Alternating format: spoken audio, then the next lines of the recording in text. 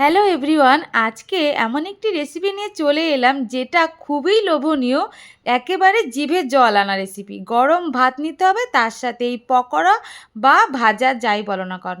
চলো তাহলে রেসিপিটা দেখে নেওয়া যাক। এখানে দেখো একটা গোটা পেঁয়াজ, একটা গোটা রসুন আর স্বাদ মতো কাঁচা লঙ্কা নিয়েছি। এটা ভালো করে পেস্ট করে নিয়েছি। তার সাথে নিয়েছি হলুদের গুঁড়ো, ভাজা জিরের গুঁড়ো আর তার সাথে গরম মশলার গুঁড়ো। আর এই যে মেন ইনগ্রিডিয়েন্টস সেটা হচ্ছে কাতলা মাছের তেল। এরকম তেলটা কিন্তু খাসির চর্বির মতন হতে হবে। আর এই যে দেখো মশলাগুলো নিয়েছি, তার সাথে নিয়ে নিলাম চালের গুঁড়ো, তার সাথে একটু কর্নফ্লাওয়ার আর স্বাদ মতো নুন তো লাগবে। এবার এগুলোকে ভালো করে মিশিয়ে নেব। দেখো ঠিক এরকম হবে মাখাটা। এতে যদি ধনেপাতা থাকে তাহলে অবশ্যই মশলাটা পেস্ট করার সময় অ্যাড করে দেবে। আমার আবার দরকারের সময় বাড়িতে ধনেপাতা থাকে না। আর দেখো কড়াইয়ে অল্প তেল দিয়ে দিয়েছি আর তার মধ্যে পকোড়াগুলো ভেজে নিয়েছি। তেলটা যতটা দিয়েছি তার ঠিক ডবল হয়ে যাবে।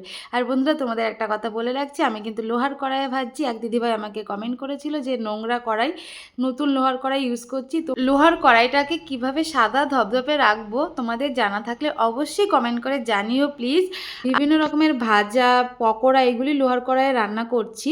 কড়াইটা মেজে বসাবো, গরম তেলটা মানে তেলটা যখন গরম হয়ে যাবে তারপরে দেখি কড়াইটা একদম কালো কুচকুচে হয়ে যায়। তো যাই হোক, তোমাদের জানা থাকলে অবশ্যই জানিও। ভিডিওটা শেষ পর্যন্ত দেখার জন্য অসংখ্য ধন্যবাদ।